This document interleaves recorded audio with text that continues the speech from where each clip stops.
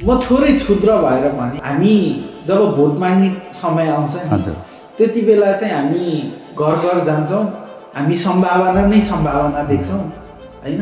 तर भोलिपल्ट त्यो ठाउँमा पुगिसके पछाडि काम गर्ने बेलामा चाहिँ कहाँनिर चुक्दो रहेछौँ। मलाई लाग्छ जहाँसम्म त्यो मैले त्यो भूमिका निर्वाह गर्ने बेलामा मैले कहाँनिर गरिनँ, कुन चाहिने कि त विषयवस्तुलाई छोइनँ भन्ने लाग्छ कि चुनावी माहौलमा हिँडिराख्दाखेरि तपाईँलाई भोट किन हाल्ने भन्ने प्रश्न तपाईँले जताततै झेल्नुभयो होला। सरसर्ती भनिदिनु, संक्षिप्तमा तपाईँलाई भोट किन हाल्ने? भौतिक पूर्वाधारको विकास सँगसँगै मान्छेलाई त्यो सामाजिक विकासको कुरा पनि त्यतिकै सचेतताका साथ अगाडि बढ्यो भने बल्ल मान्छे आम जनता खुसी हुने सुखी हुने कुरा हुँदो रहेछ। मलाई लाग्छ 1 नम्बर क्षेत्रको नपुगेका वार्ड त छँदै छैनन्, टोलसम्म पनि म चाहिँ नि भनौँ न अहिलेकै हाम्रो निर्वाचन क्षेत्र 1को कुरा गरिरहने बेलामा त्यो ठाउँ चाहिँ नि बिरलै होला भन्ने लाग्छ।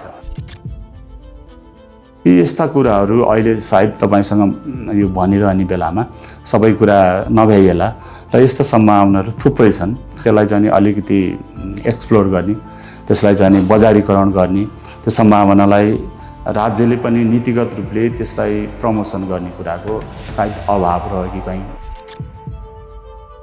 तर आज देशमा हेर्ने हो भने तपाईँका दलका नेता, तपाईँ यो दलमा हुनुहुन्छ जसप्रति चाहिँ जनता रिसाएका छन् थोरै होइन।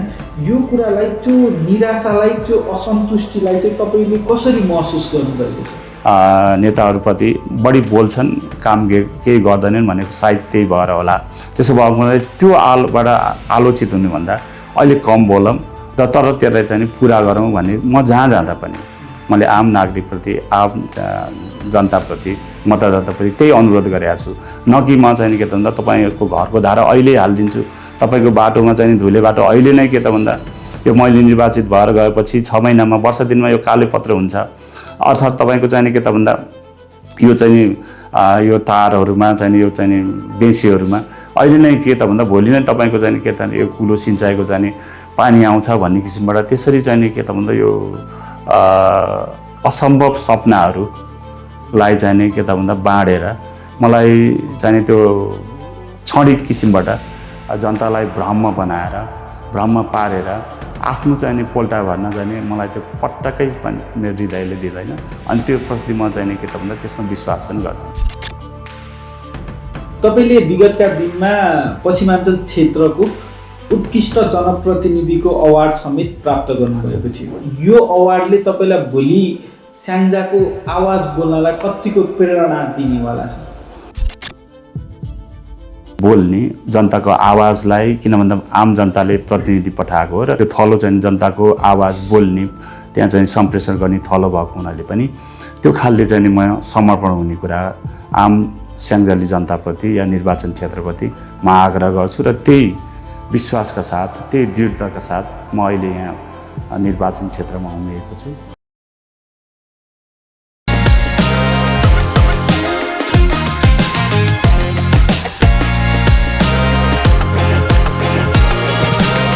हेलो एन्ड नमस्ते, आई एम प्रदीप पौडेल। आज हामीसँग गेस्ट हुनुहुन्छ नेकपा एमालेका तर्फबाट स्याङ्जा क्षेत्र नम्बर 1 प्रतिनिधि सभा सदस्य उम्मेदवार मीर प्रसाद गुरुङ। स्वागत छ तपाईँलाई। धन्यवाद, नमस्ते। सरसर्ती हेर्दाखेरि प्रतिनिधि सभा सदस्य अथवा जनप्रतिनिधि भनेको चाहिँ भूगोल बुझेको हुनुपर्छ भन्ने मान्यता छ। अब कतिले मान्नुहुन्न होला, कतिले मान्नुहुन्छ। स्याङ्जा क्षेत्र नम्बर 1बाट उम्मेदवारी दर्ता गराउनु भएको छ। स्याङ्जाको भूगोल तपाईँलाई कतिको थाहा छ? म चाहिँ नि मेरो जन्म नै त्यहीँ भयो। अर्थात् म गाउँमा, कोलमाको एउटा गाउँमा सामान्य परिवार भन्नाले मेरो किसान, मध्यम किसान परिवार म जन्मेँ। अनि मेरो बालपन पनि त्यहीँ धुलो माटो, गोठाला खेताला यस्तैमा बित्यो।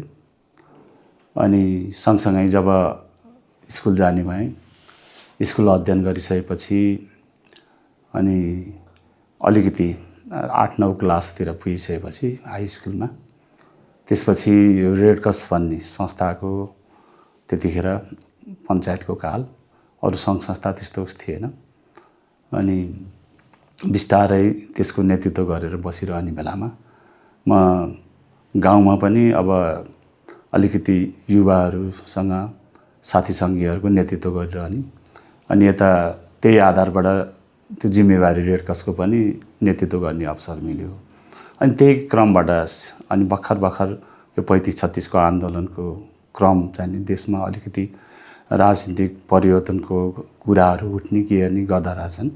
म त्यो त्यति थाहा थिएन, तर त्यहाँ पढाउने गुरुहरूले जो चाहिँ के त भन्दा उहाँहरू वामपन्थी विचारधारा राख्नुहुँदो रहेछ। अनि त्यसपछि यसलाई चाहिँ यो विद्यार्थीको चाहिँ नेतृत्व दियो भने ठिक होला भन्ने किसिमबाट त्यहाँ चाहिँ त्यो विद्यार्थी अनिराज सुब्बाको चाहिँ नेतृत्व आए। अनि त्यो क्रमले मलाई जब सामान्यतः हामी गाउँमै भइरहने मान्छेलाई अलिकति त्यो गाउँभन्दा बाहिर जाने, त्यसले चाहिँ आवश्यकताको कुरा नि होला, त्यो अपर्च्युनिटीको कुरा पनि भयो।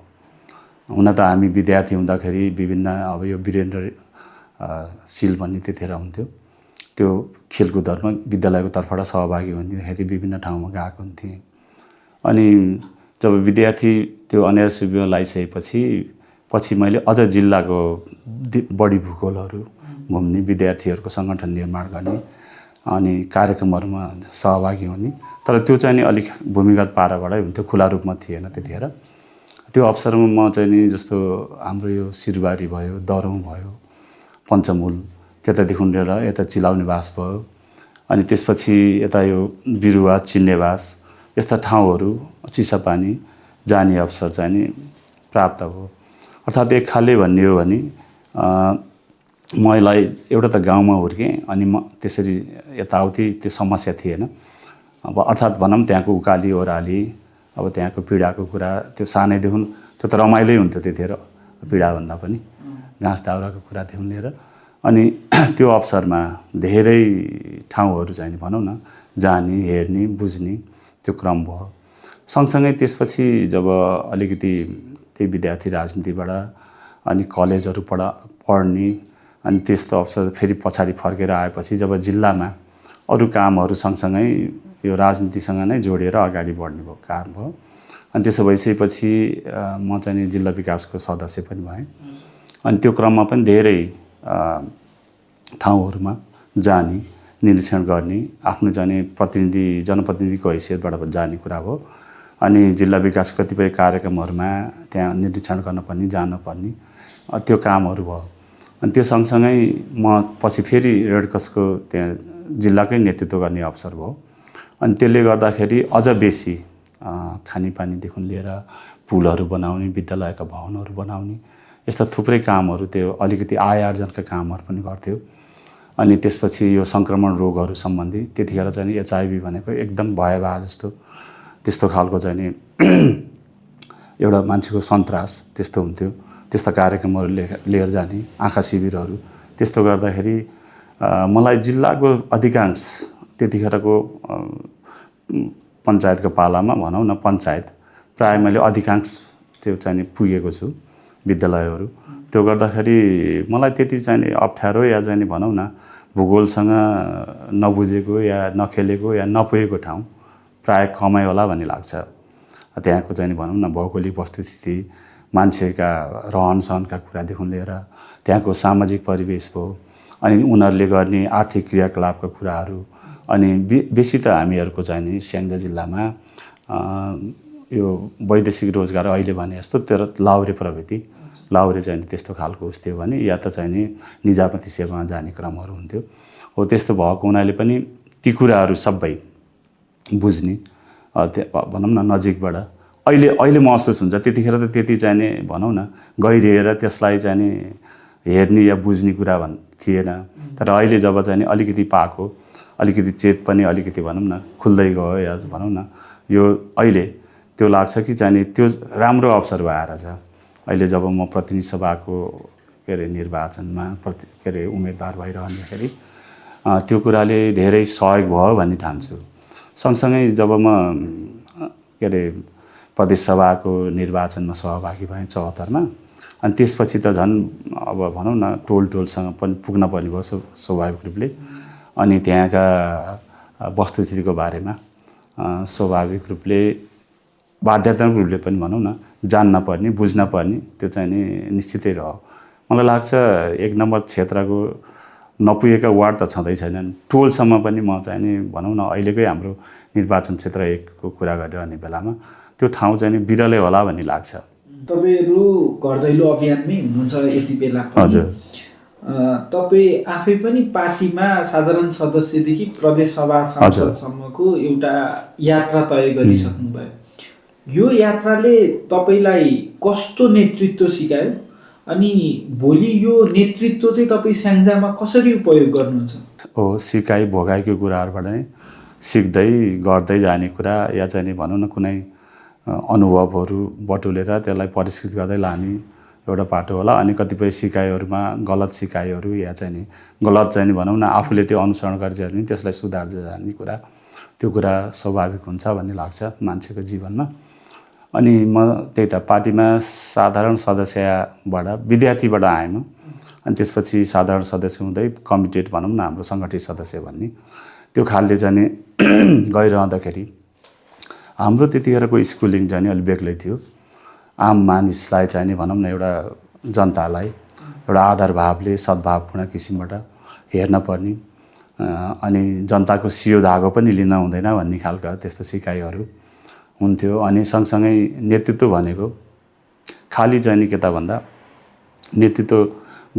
नेता भन्ने कुरो चाहिँ नि नेतृत्व गरेर गर्ने भन्ने कुरा मात्रै होइन कि त्यसलाई व्यवहार प्रयोजनको लागि पनि अर्थात् सबैलाई चाहिँ नि अभिभावकत्व ग्रहण गर्ने त्यो क्षमता राख्ने बुझाइ राख्ने त्यस्तो खालको कुराको बुझाइ हुन्थ्यो। अनि त्यो एउटा सहयोगात्मक किसिमबाट जानुपर्छ। अनि त्यो कतिपय कुरा भावनात्मक पनि हुन्छन्। अनि त्यसलाई चाहिँ नि त्यो व्यवहार र भावना अर्थात् सैद्धान्तिक र व्यवहारिक कुराको संयोजन भयो भने मात्रै एउटा नेतृत्व चाहिँ नि सबल हुन्छ भन्ने खालको बुझाइ चाहिँ नि हिजोदेखि नै, चाहे त्यो विद्यार्थी कालको कुरा होला, चाहे त्यो चाहिँ नि पार्टीको नेतृत्व गरिरहने कुरा होला, चाहे त्यो जनप्रतिनिधि भएर चाहिँ नि त्यो नेतृत्व गर्ने कुरामा होला।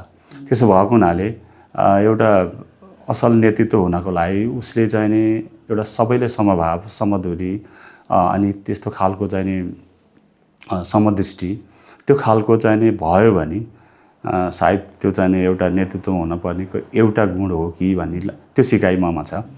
अनि त्यही खालले चाहिँ नि अगाडि बढ्ने क्रममा अहिले मलाई के अनुभव हुन्छ भन्दा जे कुराहरू मैले सिकेँ हुन त कतिपय कुराहरूमा त्यो सापेक्ष र निरपेक्ष रूपमा हेर्न पर्ने हुन्छ। सबै सिकाइहरू ठिक थिए भन्ने कुरा पनि नहुन सक्छ। तर जे होस् त्यो सिकाइहरूमा बेसी चाहिँ नि राम्रो आफूलाई राम्रो लाग्यो। हुन त मलाई राम्रो लागेको कुराहरू कतिपय कुराहरू त्यो गलत पनि हुन्छ कसैको लागि। तर जे होस् मैले आफूलाई चाहिँ दृढ विश्वासका साथ यो कुरा चाहिँ नि सही हो भन्ने किसिम र यो चाहिँ नि परिपालना गरेर गयो भने नेतृत्व तिखारिन्छ भन्ने कुराले मलाई चाहिँ नि अहिले सहयोग गरेको हो भन्ने कुरा लाग्छ। अनि त्यही प्रयोगको कुराले त्यही कुराको भनौँ सिकाइले अहिले यहाँसम्म आएको छु र यो कुराले चाहिँ नि मलाई सायद एउटा आफ्नो उपलब्धिलाई तात्विक चाहिँ नि निष्कर्ष भन्न पऱ्यो नि या चाहिँ नि परिणाममा चाहिँ पुर्याउँछ भन्ने लाग्छ।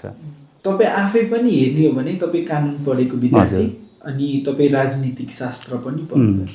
तपाईँका त्यो अब जब तपाईँले पञ्चायतको कुरा गर्नुभएको छ, पञ्चायत कालदेखि नै तपाईँका सहकर्मीहरू हजुर र तपाईँको निर्णय लिने शैलीमा चाहिँ तपाईँ राजनीतिक पढेको राजनीति शास्त्र पढेको मान्छे कानुन पढेको मान्छेमा चाहिँ के फरक हुँदो रहेछ? त्यो त अब राजनीति त हुन त एउटा सैद्धान्तिक उसमा भन्दा एउटा गेम थ्योरी हुन्छ पोलिटिक्स होइन पोलिटिकल थ्योरीको उसमा।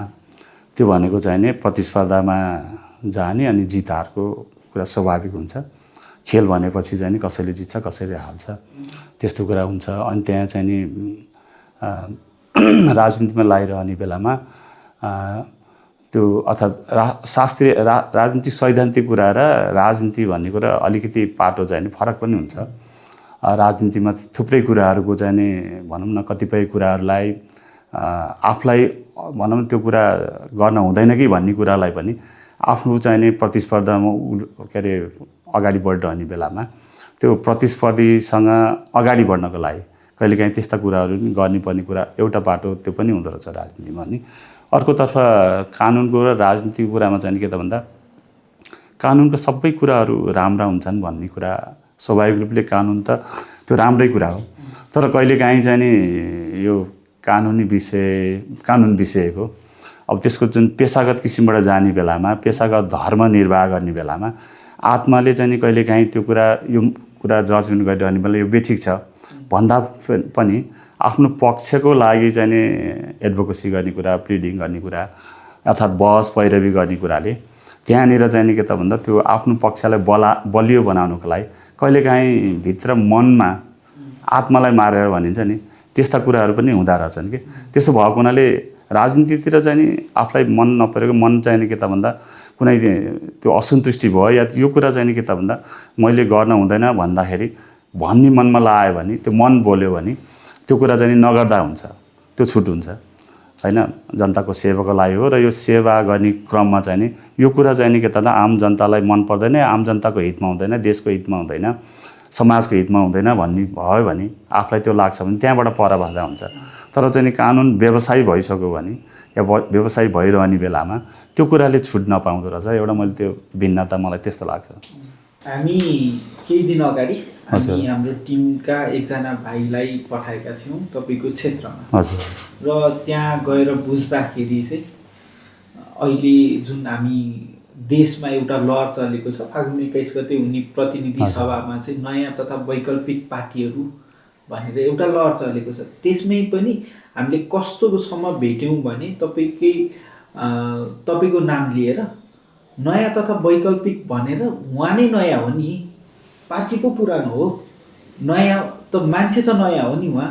अनि कतिजनाले त कस्तोसम्म भन्नुभयो भन्दाखेरि अर्को तपाईँकै दलको कुनै अर्को मान्छेलाई टिकट दिएको भए चाहिँ हामी भोट हाल्थ्यौँ कि हाल्थेनौँ थाहा छैन, तर तपाईँ आउनु भएको छ, उहाँ तपाईँप्रति त्यहाँका जनतालाई, त्यहाँका मान्छेलाई चाहिँ विश्वास छ एउटा। तर आज देशमा हेर्ने हो भने तपाईँका दलका नेता, तपाईँ यो दलमा हुनुहुन्छ जसप्रति चाहिँ जनता रिसाएका छन् थोरै हैन। यो कुरालाई, त्यो निराशालाई, त्यो असन्तुष्टिलाई चाहिँ तपाईँले कसरी महसुस गर्नुभएको छ? होइन, स्वाभाविक हो आम जनताहरूको परिवर्तनप्रतिको चाहना, रूपान्तरणको कुरा स्वाभाविक रूपले हामी हिजो यो प्रक्रियामा लाग्दा, यो राजनीतिलाई अँगालिरहने बेलामा पहिला त मैले राजनीति भन्ने कुरा पनि त्यति महसुस नगरिकन यसमा प्रवेश गरेँ जस्तो लाग्छ। खास चाहिँ के त भन्दा सामाजिक न्यायको लागि, आम जनताको चाहिँ रूपान्तरणको, जनजीविकादेखि लिएर उहाँहरूको जीवनमा परिवर्तन नै ल्याउने भनेरै लागेको हो र अहिले पनि त्यसमा निरन्तरता छ भन्ने लाग्छ। अनि नयाँ र पुराना भन्ने कुरा अघि तपाईँले भन्ने जस्तै आम जनताको बुझाइ जे भयो नि, मलाई लाग्छ उहाँहरूले सही बुझाइ गर्नुभएको छ।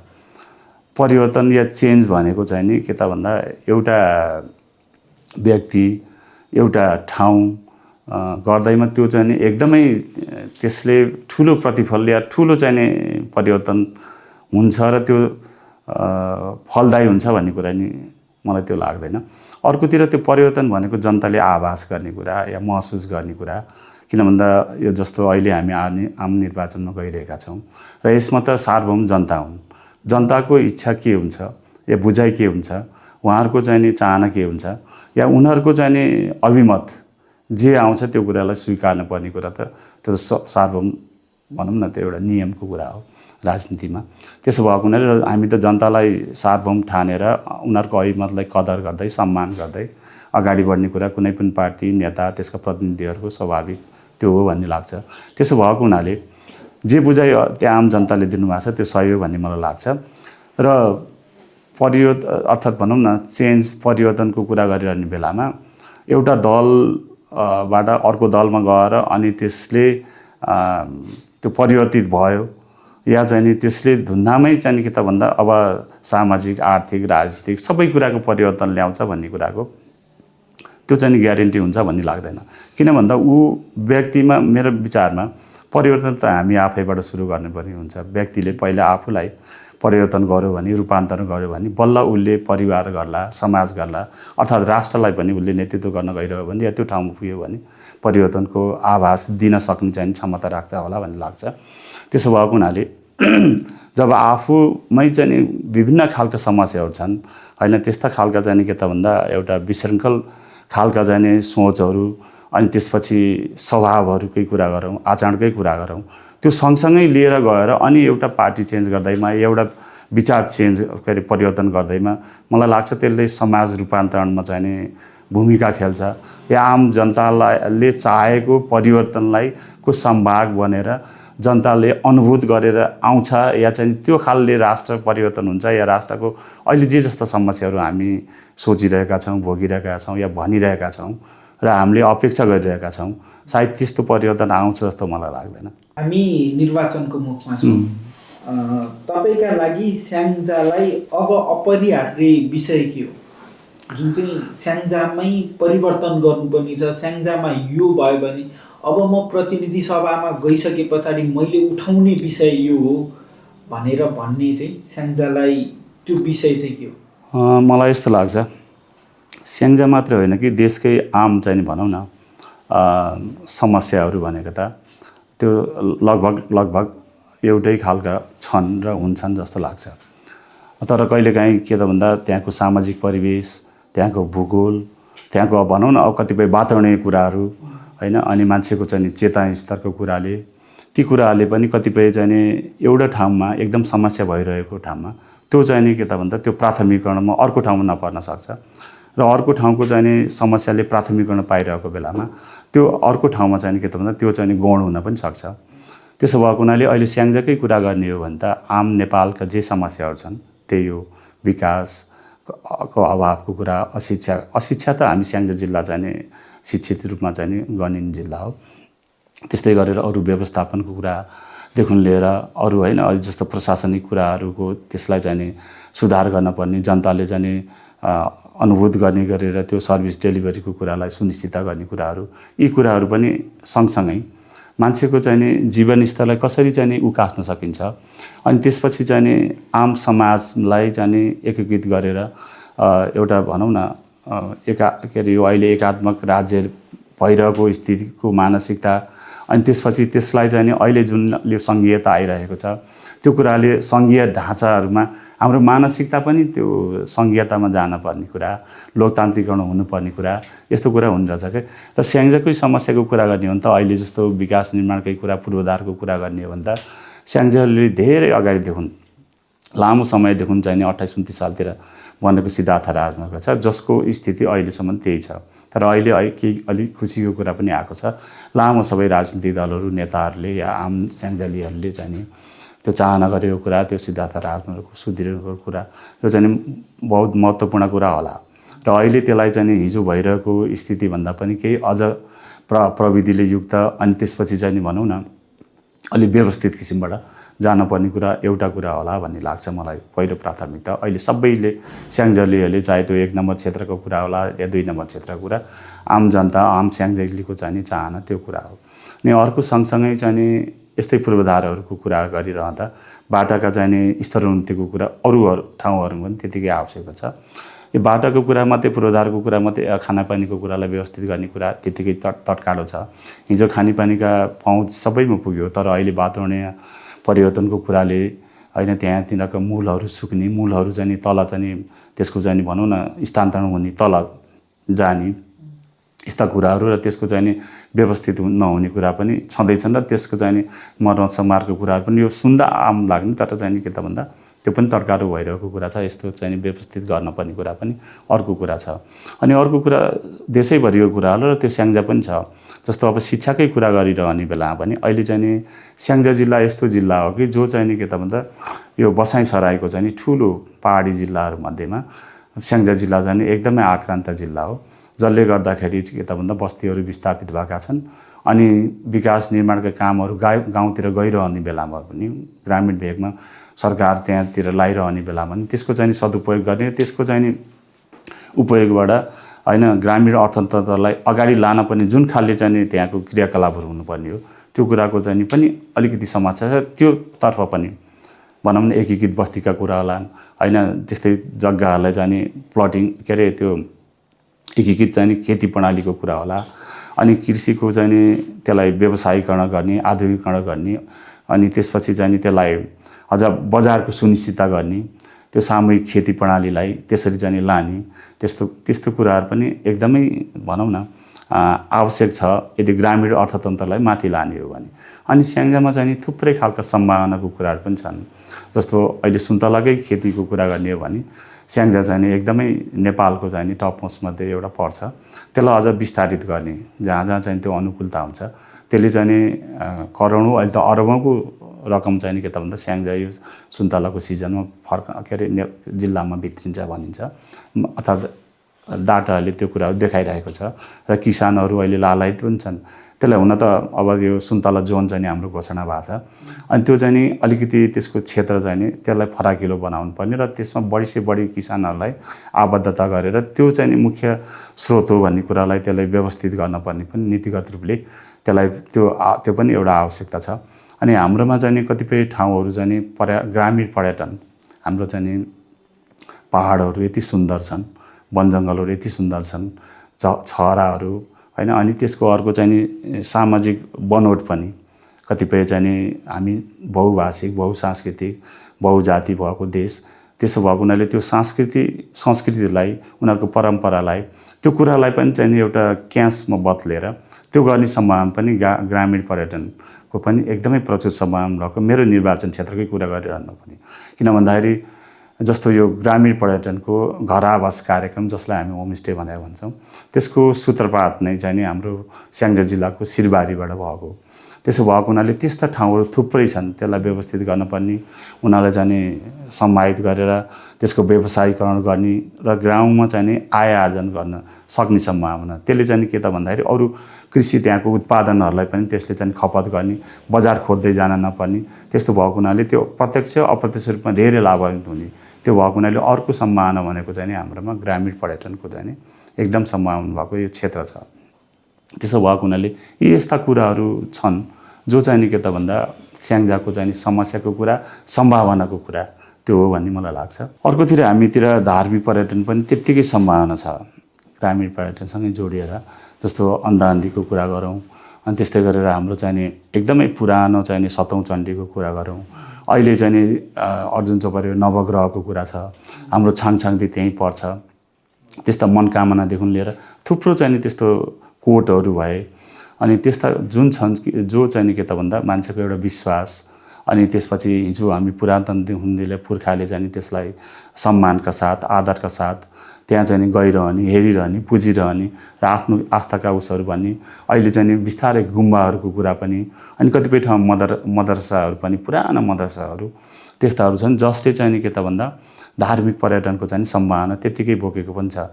अनि एउटा स्याङ्जा चाहिँ त्यो जुन चाहिँ हामी मुक्तिनाथ भनेर सबै हिन्दूहरूको आराध्य देव जस्तै पशुपति भने जस्तै त्यो अर्को मुक्तिनाथलाई हामी ठान्ने गर्छौँ भने त्यो रुट भएर थुप्रै चाहिँ के त भन्दा भारतीय पर्यटकहरू आउने सम्भावना पनि त्यो रुटबाट आउने हुनाले पनि त्यो पनि एकदमै सम्भावना छ। यी यस्ता कुराहरू अहिले सायद तपाईँसँग यो भनिरहने बेलामा सबै कुरा नभ्याइएला र यस्ता सम्भावनाहरू थुप्रै छन्।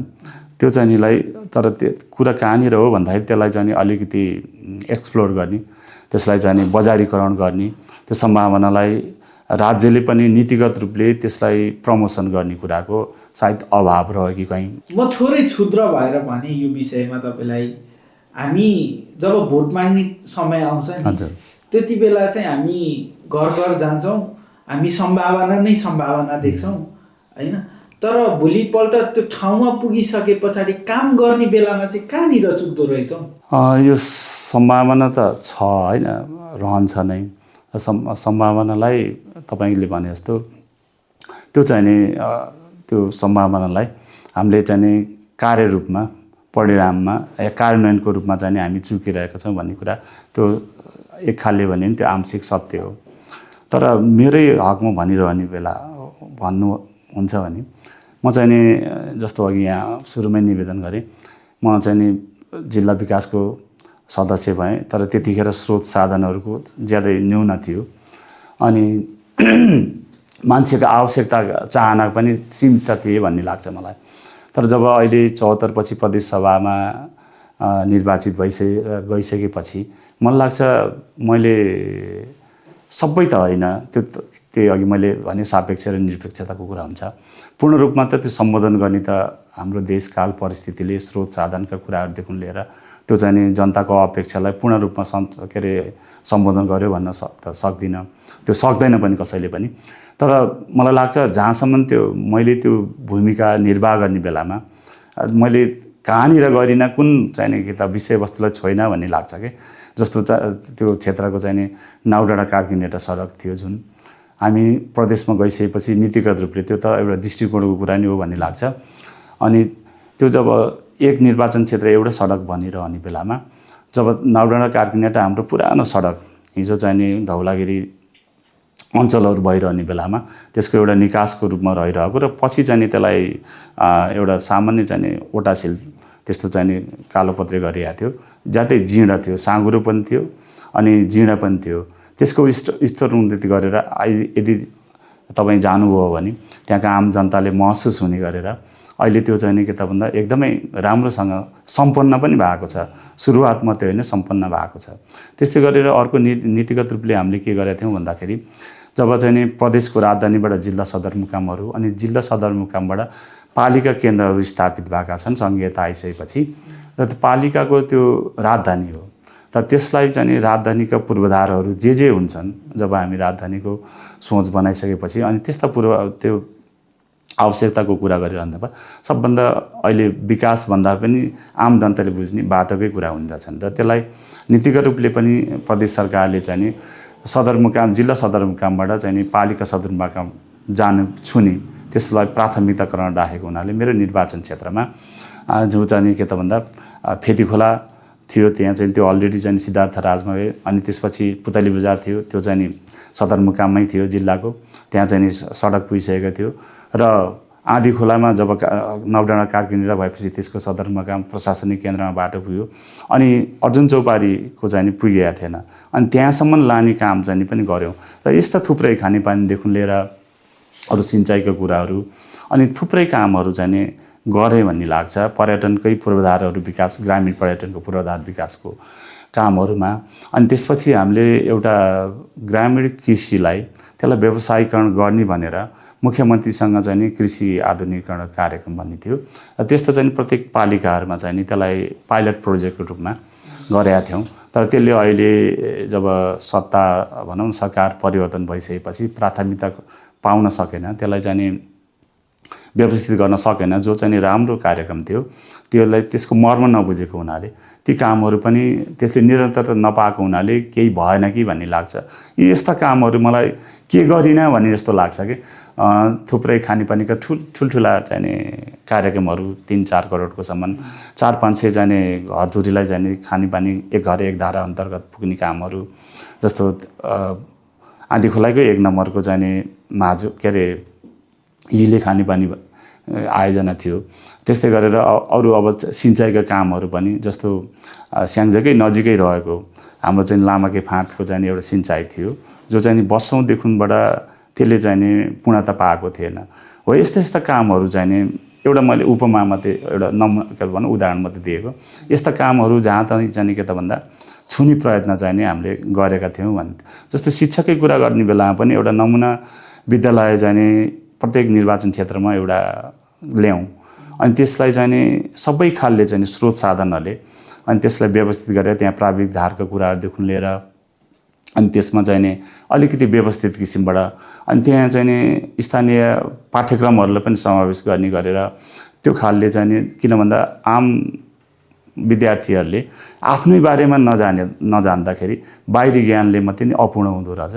त्यसो भएको हुनाले अघि तपाईँले सुरुमा उठाउनु भयो जस्तो अहिले निर्वाचनमा सहभागी भइरहँदाखेरि तपाईँले भूगोललाई कसरी चिन्नु भएको छ या कतिको जान्नुहुन्छ र त्यसले भोलि पार्ने असर परिणामको कुराहरूलाई कतिको हेक्का राख्छ अर्थात् त्यसले कतिको असर गर्छ भन्नुभएको थियो नि। त्यस्तै जस्तो आम विद्यार्थीहरूले पनि जब चाहिँ नि आफ्नो गाउँको बारेमा, आफ्नो पालिकाको बारेमा या त्यहाँ भएका चाहिँ नि महत्त्वपूर्ण मठ मन्दिरहरू, धार्मिक अरू सांस्कृतिक चाहिँ नि महत्त्वका चाहिँ नि स्थानहरूको विषयमा, त्यहीँका चाहिँ नि के त भन्दा आय आर्जनका सम्भावनाको कुराहरू, त्यहाँका चाहिँ नि सामाजिक चालचलनका कुराहरू, त्यस्तो चाहिँ नि कुराहरूको बारेमा पनि जानकारी प्राप्त गर्ने र कतिपय त्यहीँ चाहिँ आफ्नै पालिकाका राष्ट्रिय स्तरका सामाजिक क्षेत्रबाट शैक्षिक क्षेत्रबाट विभिन्न क्षेत्रबाट चाहिँ नि लब्ध प्रतिष्ठित विद्वत वर्गहरू हुन्छ उहाँको बारेमा पनि अध्ययन गर्ने त्यसले चाहिँ उनीहरूले चाहिँ प्रेरणा मिल्ने यस्ता कामहरू पनि हुनिरहेछन् त्यो कुरालाई पनि प्राथमिकता गर्ने कामहरू पनि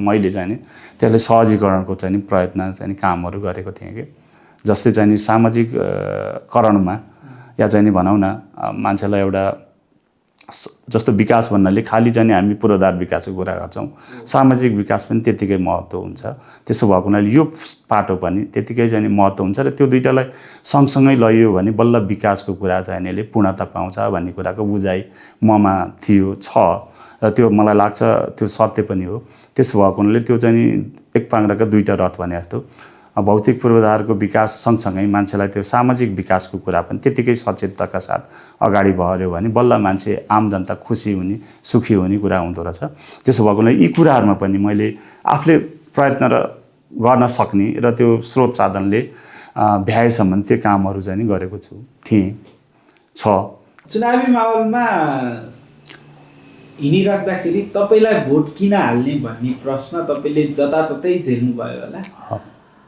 सरसर्ती भनिदिनु संक्षिप्तमा तपाईँलाई भोट किन हाल्ने होइन भोट किन हाल्ने भन्ने कुराको यो प्रश्नको जवाफ आफआफ्नो हुँदो रहेछ र मलाई के लाग्छ भन्दाखेरि भोट हाल्ने कुरा या जनताले अभिमत दिने कुरा भनेको जनताको सार्वभौम नैसर्गिक अधिकारको कुरा हो विचार चाहिँ नि हामीले सम्प्रेषण गर्ने र त्यो विचार सम्प्रेषणमा उहाँहरू सहमत भयो भने उहाँले मत दिनुहुन्छ एउटा पाटो विचारको कुराले अर्कोतिर अहिले मान्छेहरूमा आम जनतामा पनि एउटा चेत छ खालि विचार र सिद्धान्तको कुरा या चाहिँ नि धेरै बोल्दैमा टाठो बाठो हुने कुरा या चाहिँ नि भनौँ न जानेको मान्छे ठहरिन र यसले केही गर्छ भन्ने कुराको पनि त्यो आम रूपले चाहिँ नि मान्छेले त्यसको मूल्याङ्कनको सतही मात्र होइन गहिरो त्यसलाई बुझ्ने पनि अहिले आम जनतामा त्यो गएको छ अनि त्यसो भएको हुनाले मलाई के लाग्छ भन्दाखेरि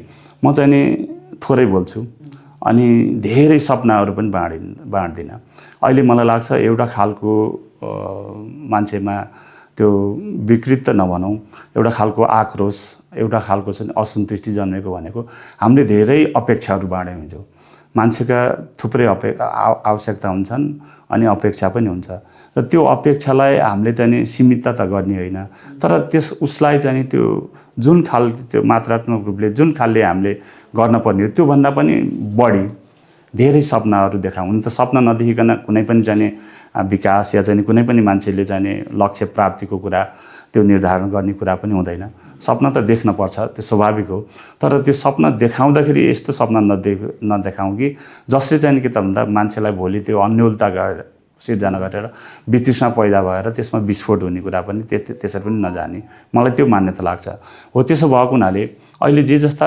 आवश्यकताहरू छन् आम मैले अघि नै निवेदन गरे जस्तो हाम्रो स्याङ्जा निर्वाचन क्षेत्रमा त्यो चाहिँ त्यो भौतिक पूर्वाधारको कुरामा होला चाहे त्यो चाहिँ सामाजिक विकासको कुरा अघि मैले भने जस्तो त्यो कुरामा होला या दिनदिनै हामीलाई चाहिँ आवश्यकता जो आम जनतालाई छुने कामहरू हुन्छन् ती कुराहरूलाई म दृढतापूर्वक किन भन्दा मलाई आम जनताप्रति बढी भरोसा छ विश्वास छ र कतिपय कुराहरू आचरणगत कुराले होइन कतिपय व्यवहारगत कुराले र हिजो मैले राजनीति सँगसँगै सामाजिक क्षेत्रमा आफू लागि परेको आफू चाहिँ त्यसमा समर्पण भएको कुराले मैले बोलिरहने भन्दा पनि मेरो व्यवहारहरूले मैले हिजो गरेका कामहरूले त्यो कुराले जनतालाई कति आकर्षित गरेको छ र त्यो कुरामा यदि म सही ठहरेको छु र त्यो मेरो चाहिँ व्यवहारले चाहिँ साँच्चै नै आम जनतालाई या चाहिँ स्याङ्जाली जनताहरूलाई या चाहिँ मेरो अहिले निर्वाचन क्षेत्र जहाँबाट म प्रतिनिधित्व गर्न जमर्को गरिरहेको छु त्यहाँका चाहिँ आम नागरिकलाई चाहिँ त्यो पचेको छ त्यसले चाहिँ छोएको छ भनी चाहिँ मलाई परख्ने कुरा पनि यो अवसर हो र त्यो चुनौती अवसरको कुरा दुइटै भएको हुनाले त्यही कुरालाई मध्यनजर गरेर म अहिले यो गर्छु या मेरो प्रतिबद्धता हुन त राष्ट्रिय स्तरमा अनि आम चाहिँ हाम्रो चाहिँ निर्वाचन क्षेत्रको कुरा गरिरहँदाखेरि ती कुराहरूलाई पनि सम्बोधन गर्ने एउटा पाटो छँदैछ तर समग्रमा भन्दाखेरि ती कुराहरूसँग जे जस्तो मैले हिजो सामिप्यता प्राप्त गर्ने प्रयत्न गरेँ त्यही कुराको मूल्याङ्कन आधारमा मलाई मत दिनुहोस् भन्ने कुरा म चाहिँ नि के त भन्दा आम स्याङ्जाली जनतासँग त्यो निवेदन गर्छु या मेरो निर्वाचन क्षेत्रका आम नागरिक मतदाताहरूसँग मेरो अपेक्षा मेरो चाहिँ नि भरोसा पनि छ, अपेक्षा पनि छ र अनुरोध पनि मैले त्यही गर्न चाहन्छु। न कि थुप्रै सपनाहरू बाँडेर, न कि अहिले चाहिँ नि तत्काल चाहिँ नि कुनै जाडुको छडीले जस्तो गरिहाल्ने कुरा। विकास भनेको त निरन्तर प्रक्रियाको कुरा हो, यसले समय पनि लिन्छ। त्यो कुराको बुझाइ ममा छ। मलाई लाग्छ आम जनताले पनि त्यो बुझ्छन् र त्यो एकदमै अल्पकालीन, एकदमै चाहिँ नि के त भन्दाखेरि छोटो समयमै मान्छेका चाहिँ नि आवश्यकतालाई पूर्ति गर्ने कुरा पनि त्यो कतिपय धेरै कुराहरूको सम्भावनाभन्दा अलि परको कुरा पनि हुनसक्छ।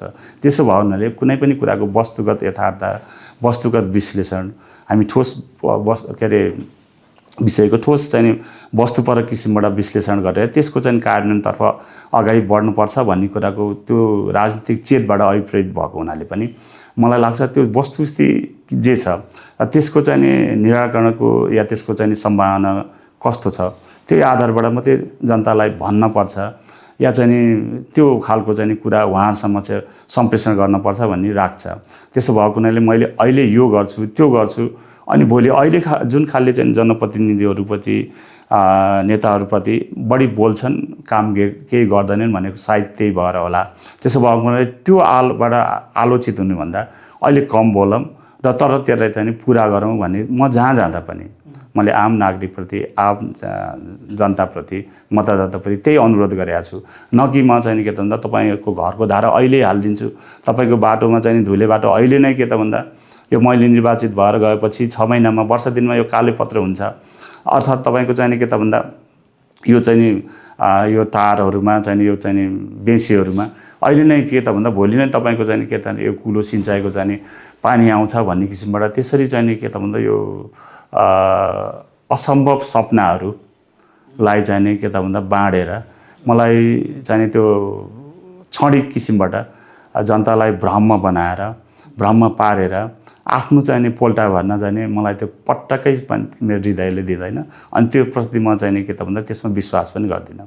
हामी स्याङ्जा पुगिराख्दाखेरि अथवा तपाईँका भिडियोहरू सामग्रीहरू जे सार्वजनिक भएका छन् आज तिनीलाई हेर्दाखेरि नै तपाईँ भद्र शालीन र सुसंस्कृत नेताका रूपमा स्याङ्जावासीले हेर्दा रहेछन् भन्ने कुरा हामीले थाहा पायौँ।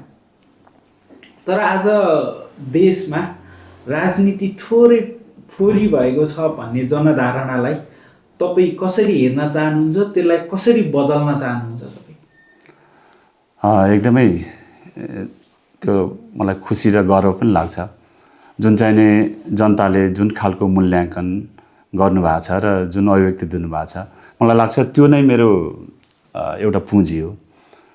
त्यसो भएको हुनाले स्वाभाविक रूपले त्यो पुँजीलाई नै मैले त्यो प्रेरणा पनि हो र त्यो भएको हुनाले त्यो प्रेरणा त्यो पुँजीलाई आगामी दिनहरूमा पनि विचलित नभइकन र बिटुलो नबनाइकन अगाडि बढ्ने एउटा प्रण गरेको छु। त्यसो भएको हुनाले अहिले मलाई चाहिँ त्यसले एउटा खालको ऊर्जा जो तपाईँले चाहिँ भन्नुभयो त्यसले चाहिँ मलाई अझ ऊर्जा थपेको पनि छ र त्यसलाई निरन्तरता दिने प्रतिबद्धता पनि जाहेर गर्छु। जहाँसम्म तपाईँले भन्नुभयो राजनीतिक एउटा फोहोरी खेल हो भनेर, यो चाहिँ नि राजनीतिक धारहरूको कुरा गर्ने बेलामा या चाहिँ नि भनौँ न आम जनताले त्यो स्वाभाविक हो, हामी पोलिटिक्स इज डटी गेम भनेर त्यो स्वाभाविक रूपमा त्यो हुन्छ र कतिपय कुराहरू हामीले देखेका पनि छौँ, बुझेका पनि छौँ। त्यही भएको हुनाले त्यो मान्यतालाई विस्थापित गर्ने प्रयत्नमा म छु भन्ने लाग्छ र मैले प्रयत्न गर्नुपर्छ भन्ने त्यो दायित्वबोध या चाहिँ भनौँ न मलाई त्यो चेत पनि छ भन्ने लाग्छ। त्यो अर्थात् छ भन्दा पनि त्यसको प्रयत्नरत छु। त्यसो भएको हुनाले सधैँ नै मान्छेलाई चाहिँ आम जनताले जस्तो राजनीतिप्रति एउटा चाहिँ फोहोरी खेल अनि राजनीतिमा लागेका मान्छेहरू फटा हुन्छन्, छुल्या हुन्छन् या चाहिँ के त भन्दा यिनीहरू चाहिँ नि मान्छेलाई आम जनतालाई छल्छन्, ढाँट्छन् अनि आफ्नो स्वार्थ पूर्ति गर्छन् भन्ने कुराको अहिले धेरै आम मानिसमा त्यो भनाइ छ। त्यही भएको हुनाले कतिपय कुराहरू हामीले नचाहेका नसोचेका कुराहरू पनि भइरहेका छन्। हो त्यसो भएको हुनाले त्यो कुरालाई राजनीतिलाई फोहोरी खेल मात्र होइन कि यो एउटा सभ्य सुसंस्कृत र राजनीति भनेको सबै नीतिहरूको पनि राजा हो। अर्थात् त्यसले चाहिँ समाजलाई डोराउने, देशलाई डोराउने अनि त्यसपछि सम्पूर्ण मानव सभ्यतालाई नै अहिलेको जहाँसम्म हामी यो उन्नत चाहिँ नि युगमा आइपुगेका छौँ। त्यो सबै कुराको नेरोफेरो सेरोफेरो चाहिँ नि राजनीतिले डोराएर आएको हो भन्ने कुराको पनि बिर्सन हुँदैन र त्यो चाहिँ नि मान्यतालाई स्थापित गर्ने प्रयत्नमा म लागिरहन्छु या जान्छु। र त्यसको उपमा दिने कुरामा जस्तो अहिले विगतमा पनि म प्रदेश सभाको निर्वाचनबाट निर्वाचित भइसकेपछि आम जनतासँग मैले त्यति मलाई फेरि यो चाहिँ नि धेरै प्रचारात्मक कुराहरू पनि त्यति मलाई त्यो अभिव्यक्ति गर्ने अलि असजिलो लाग्छ आफ्नै बारेमा भनिरहने कुराहरू। त्यसो भएको हुनाले मैले पाएका सुविधाहरू पनि मैले चाहिँ नि आफ्नो खालले विभिन्न ठाउँहरूमा कुनै चाहिँ नि विद्यालयहरूको होइन त्यहाँको केही खाँचाहरूको कुराहरू कुनै सामाजिक गतिविधि क्रियाकलापहरूमा त्यहाँ सहभागी हुनपर्ने ठाउँहरूमा उहाँहरूलाई थोरै त्यो पुँजीले चाहिँ केही सहजता प्राप्त गर्ने भएदेखि या कुनै अप्ठ्यारोमा परेका बिरामीहरू त्यस्तै दिन दुखीहरूलाई त्यस्तो कामहरूमा मैले चाहिँ त्यसलाई चाहिँ खर्च गरेका थिएँ। र अहिले चाहिँ मैले सुरुमै घोषणात्मक रूपमा नै यो अलिकति समय पनि परिस्थिति कालले त्यसलाई अलिकति उजागर गर्नुपर्ने त्यो ठाउँ पनि देख्यो। है तपाईँले भने जस्तो राजनीति फोहोरी खेल हो र नेताहरू चाहिँ के त भन्दा लोभी पापी हुन्छन् भनेर आम झरो भाषामा भन्दाखेरि त्यो बुझाइ भएको कुरालाई कहीँ न कहीँ चिर्न पर्छ। अनि यो प्रणाली व्यवस्थालाई अनि यो प्रवृत्तिलाई अनि त्यसपछि जुन आम मान्छेको बुझाइ छ त्यसलाई केही चिरिएर साँच्चै नै यस्तै हो त भन्ने कुराको त्यहाँ कहीँ न कहीँ हामीले चाहिँ हामी जतिको भनौँ न प्रतिनिधि हुन ल्याकत राख्छु भन्ने मान्छेहरूले त्यो कुराको केही सुधारात्मक कुरा ल्याउनुपर्छ। र त्यो अघि नै मैले सुरुमै भने जस्तो आफैबाट परिवर्तनको कुरा सुरु गर्नुपर्छ भने जस्तो मैले चाहिँ नि अहिलेको चाहिँ नि प्रतिनिधि सभाबाट निर्वाचित भएर गइसकेपछि पनि त्यो सम्पूर्ण पाएका सुविधाहरू त्यही निर्वाचन क्षेत्रका चाहिँ आम जनताहरूमा एउटा चाहिँ नि फन्ड बनाएर त्यसमा पनि विभिन्न खालका मान्छे सामाजिक व्यक्तित्व शैक्षिक व्यक्तित्वहरू अनि त्यस्तै खालका चाहिँ नि स्वतन्त्र व्यक्तिहरू त्यसमा चाहिँ नि सहभागी बनाएर त्यो एउटा ट्रस्ट त नभनौँ तर फन्ड बनाएर वार्षिक रूपमा त्यसलाई चाहिँ नि आम जनताकै चाहिँ नि हितमा अथवा त्यस्तो सामाजिक क्रियाकलापहरूमा खर्च गर्ने कुरा मैले सो घोषणा गरेको छु। मलाई लाग्छ त्यसले पनि अहिले जुन खालको चाहिँ नि आम जनताको बुझाइ छ त्यसलाई थोरै भए पनि सानो अंश भए पनि त्यसले चाहिँ नि एउटा खालको चाहिँ नि सन्देश दिन्छ भन्ने लाग्छ। त्यो मानेमा त्यसलाई आफ्नो प्रयत्नलाई चाहिँ नि भनौँ न त्यो खालको चाहिँ नि एउटा सकारात्मक प्रयत्न हो भन्ने बुझाइ छ। त्यसले चाहिँ नि यो फोहोरी खेल हो भन्ने कुरालाई सायद न्यूनीकरण गर्छ होला भन्ने लाग्छ। तपाईँले विगतका दिनमा पश्चिमाञ्चल क्षेत्रको उत्कृष्ट जनप्रतिनिधिको अवार्ड समेत प्राप्त गर्नुभएको थियो। यो अवार्डले तपाईँलाई भोलि स्याङ्जाको आवाज बोल्नलाई कतिको प्रेरणा दिनेवाला छ? स्वाभाविक रूपले मलाई त्यसले प्रेरणा नै दिएको छ। मलाई लाग्छ अहिले यो यात्रा लामो यात्रा तय गर्न पनि त्यसलाई मलाई अभिप्रेरित गरेको र निरन्तरतामा त्यसले एउटा खोसेढुङ्गा प्राप्त गरेको छ भन्ने लाग्छ। 54 सालमा जब म जिल्ला विकास समितिको सदस्य भएँ त्यतिखेर गरेका मेरा क्रियाकलाप मेरो चाहिँ नि काम समर्पण आम जनता जहाँबाट म प्रतिनिधित्व गरेँ त्यो क्षेत्र अनि त्यसलाई भनौँ न सम्बोधन गर्ने प्रयत्न सबै सम्बोधन गरियो होइन सम्बोधन गर्ने प्रयत्न जुन गरेँ त्यसले गर्दाखेरि मलाई त्यो पश्चिमाञ्चलको उत्कृष्ट पुरस्कार चाहिँ नि जनप्रतिनिधिको प्राप्त गरेको र यही कुराले अहिले म जसरी प्रदेश सभामा नि गएँ त्यतिखेर पनि मैले त्यो क्षेत्रको लागि जो आफ्नो विवेकले आफ्नो चाहिँ नि क्षमताले सक्ने प्रयत्न चाहिँ नि गरेँ र त्यसलाई सम्बोधन पनि भएका छन्। र अहिले पनि म प्रतिनिधि सभामा गइरहने बेलामा या त्यहाँ प्रतिनिधि सभा पुगेपछि मैले त्यही कुरालाई जोडदारका रूपमा त्यहाँका सामाजिक आर्थिक अनि भौतिक पूर्वाधार विकासदेखि लिएर अरू विभेदहरूको कुरा पनि छ सामाजिक कतिपय कुराहरू त्यसलाई नीतिगत रूपले विधिगत रूपले त्यसलाई जोडदार रूपमा चाहिँ नि सदनमा बोल्ने जनताको आवाजलाई किन भन्दा आम जनताले प्रतिनिधि पठाएको हो र जनताको आवाज त्यहाँ बोलिएन भने त्यो थलो चाहिँ जनताको आवाज बोल्ने त्यहाँ चाहिँ सम्प्रेषण गर्ने थलो भएको हुनाले पनि त्यो खालले चाहिँ नि म समर्पण हुने कुरा आम स्याङ्जाली जनताप्रति या निर्वाचन क्षेत्रप्रति म आग्रह गर्छु र त्यही विश्वासका साथ त्यही दृढताका साथ म अहिले यहाँ निर्वाचन क्षेत्रमा उम्रिएको छु। हामी अन्त्यमा छौँ। स्याङ्जा क्षेत्र नम्बर 1 वासीसँग तपाईँले भोट माग्नु पर्यो भने कसरी भोट अपिल गर्नुहुन्छ? म हिजोदेखि नै जहाँ जन्मेँ, जुन भूगोलमा जन्मेँ, मेरो राजनीतिक यात्रा या सामाजिक यात्रा, सामाजिक क्षेत्रमा लाग्ने यात्रा सुरु भयो। त्यहीँ अहिले म निरन्तर लागिरहेको छु। यो लगभग 4 दशकको चाहिँ मेरो जुन राजनीतिक या सामाजिक जीवन छ, म त्यहीँ आम जनतासँग, त्यहीँको भूगोलसँग समर्पित भएर क्रियाशील रहिरहेको छु। त्यसो भएको हुनाले त्यहाँका सम्भावनाहरू, त्यहाँका समस्याहरूको बारेमा मैले जुन खालले हिजो प्रदेश सभामा हुँदाखेरि पनि उठान गरेँ, सदनमा त्यसलाई चाहिँ आम जनताको भावनालाई प्रतिनिधित्व गरेर त्यहाँ उजेल्याउने काम गरेँ। त्यही खालले अहिले पनि म प्रतिनिधि सभाको सदस्य भइसकेपछि त्यहाँ जनताको प्रतिनिधि भएर, न कि नेता भएर, त्यहाँ चाहिँ आम जनताको आवाजहरूलाई, चाहे त्यो सामाजिक क्षेत्रको होला, त्यहाँ चाहिँ भौतिक विकासको कुरा होलान्, चाहे त्यो कृषि, ग्रामीण पर्यटनका कुरा होलान्, या अरू सबै सम्भावनाको कुराहरू र समस्याको कुराहरूलाई आम जनताले बुझ्ने गरेर र छुने गरेर जोडदार रूपमा उठाउने प्रयत्न गर्छु। र त्यही आधार र त्यही विश्वास र त्यो भरोसामा स्याङ्जाली क्षेत्र नम्बर 1 का जनताहरूले मलाई विश्वास गर्नुहुन्छ भन्ने कुराको दृढ विश्वास पनि छ, भरोसा पनि छ। र म आम जनताप्रति जहिले पनि भरोसा राख्छु र मेरो कामहरू त्यही आधारबाट बढ्ने गर्छ। त्यो आधारबाट मलाई यो पटक स्याङ्जाली क्षेत्र नम्बर 1 का, स्याङ्जाका क्षेत्र नम्बर 1 का आम जनताले मतदान गरेर विजय गराउनु हुन्छ भन्ने विश्वासका साथ पनि म यहाँहरूसँग हार्दिक अनुरोध र अपिल पनि गर्न चाहन्छु।